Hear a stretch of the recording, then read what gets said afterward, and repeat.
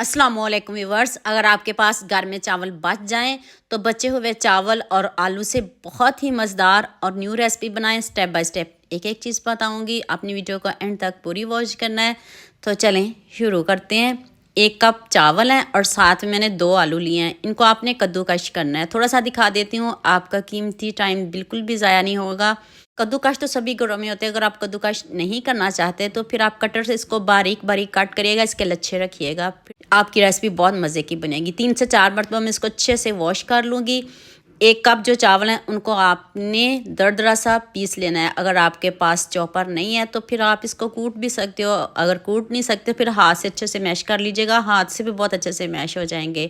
Tension वाली कोई बात ही नहीं है। अगर आपके पास चॉपर नहीं है तो फिर आप जग में डाल के इसको पीस लीजिएगा। पानी नहीं शामिल करना आपने, इस बात को आपने जहन में रखना है। देख लें आपके सामने मैंने चॉपर में पीसे हैं, पानी बिल्कुल भी शामिल नहीं किया।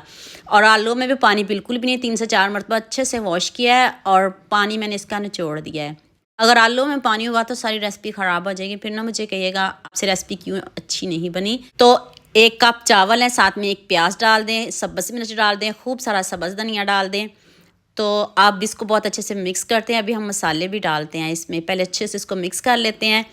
1 टीस्पून साबुत ज़ीरा डाल दें, हाफ़ टीस्पून अजवाइन डाल दें, 1 टीस्पून नमक डाल दें, हाफ़ टीस्पून हल्दी पाउडर डाल दें, 1 टीस्पून लाल मिर्च का पाउडर डाल दें, थोड़ी सी हल्दी कलर के लिए ऐड किया है, 1 चम्मच खुशक धनिया पाउडर ऐड किया है, 1 टीस्पून आप इसमें चाट मसाला पाउडर डाल दें, 1 चम्मच सूजी डाल दें, 3 चम्मच बेसन डालिएगा। बेसन कोशिश करिएगा कम से कम डालिएगा, ज़्यादा नहीं डालिएगा। आलूओं में पानी होगा तो फिर आपका बेसन ज़्यादा लगेगा। आलू में पानी नहीं होना चाहिए और चावलों में पानी भी नहीं डालना आपने। इन दोनों चीज़ों को आपने याद रखना है। अब आपने इनको अच्छे से मिक्स करना है। रमज़ान में ये पकौड़े भी बना सकते हो, आप वैसे भी इसको बना के खा सकते हो। चेक कर लें इसकी लुक। तो हम फ्राई करने का भी तरीका बता देती हूँ। थोड़ा सा ऑयल आप ज़्यादा लेंगे और आंच को हम मीडियम रखेंगे। मीडियम आंच पे इसका इतना ज़बरदस्त कलर लेके आएंगे और इसको इतना ज़बरदस्त पकाएंगे कि आपका दिल खुश हो जाएगा। आपको रेसिपी देख के मज़ा आ जाएगा। उम्मीद करती हूँ कि आप ये रेसिपी देखने के बाद ज़रूर ट्राई करेंगे। जितनी टेस्टी और यम्मी बनी है, जितना प्यारा कलर आया है, आप सब के मुझे इतने खूबसूरत कमेंटों का इंतज़ार रहेगा। यहाँ मैं आपको याद दिला दूँ, अगर आपको मेरी रेसिपीज़ पसंद आ रही हैं तो जल्दी से मेरे फेसबुक पेज को भी फॉलो कर लो और साथ में मुझे यूट्यूब पर सब्सक्राइब कर दो। ये आपकी तरफ से प्यार होता है, मोहब्बत होती है, खुशी होती है कि आपको मेरी रेसिपीज़ पसंद आ रही हैं। कलर और लुक आप खुद चेक कर लें। मैं सारे रेडी कर लूँ, मैं फिर आपको इसकी फ़ाइनल लुक दिखाती हूँ। तो आप मुझे जल्दी से ये भी बता दें मुझे किन किन मुल्क और किन किन शहरों से देख रहे हैं। मुझे बहुत खुशी होती है जब आपके फेसबुक और यूट्यूब पर खूबसूरत से कमेंट पढ़ती हूँ।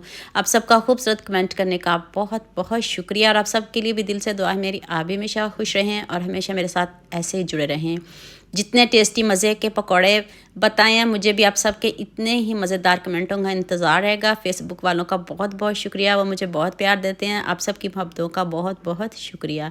अभी मैं आपको दिखाती हूँ कितने क्रिस्पी हैं, ऊपर से इतने क्रिस्पी, अंदर से इतने सॉफ्ट हैं और इतने टेस्टी बने हैं, दिल करता है बंदा खाता ही रहे। जब एक मरतबा बनाओगे ना तो इंशाल्लाह आप इसको ज़रूर बनाओगे। सिंपल हैं, ईजी हैं। तो जल्दी से मेरे चैनल को सब्सक्राइब कर देना, साथ में बेल आइकन का बटन प्रेस कर लेना